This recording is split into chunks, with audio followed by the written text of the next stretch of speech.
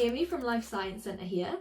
One of my favourite things in the centre is the Bernoulli blower because it looks like magic, but it can be explained with science. I like it so much I decided to use stuff that I had lying around the house to make my own. This is my balloon rotocopter.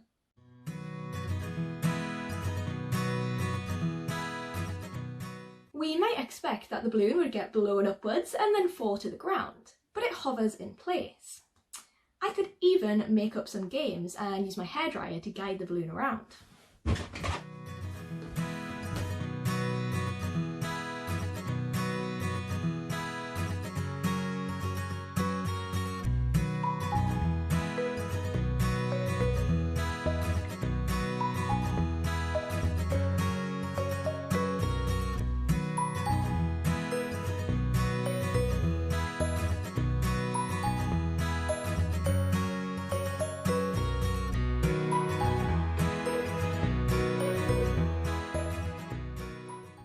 It's all a matter of balance. We have to balance the pull of gravity with the rush of flowing air.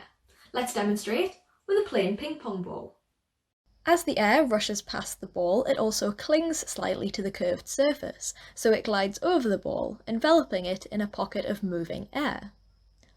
Even if I tip the hairdryer slightly to the side, the ball still hangs in midair, just like our exhibit.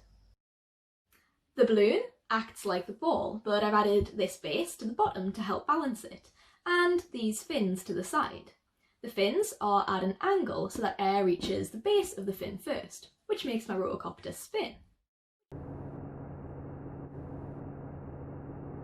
To make your own rotocopter, you can download the instructions from our website, and be sure to always use the coolest setting on your hairdryer. Why not set yourself some rotocopter challenges or come up with a game? You can show us your pictures and videos on social media with hashtag LifeGoesOnline. Have fun!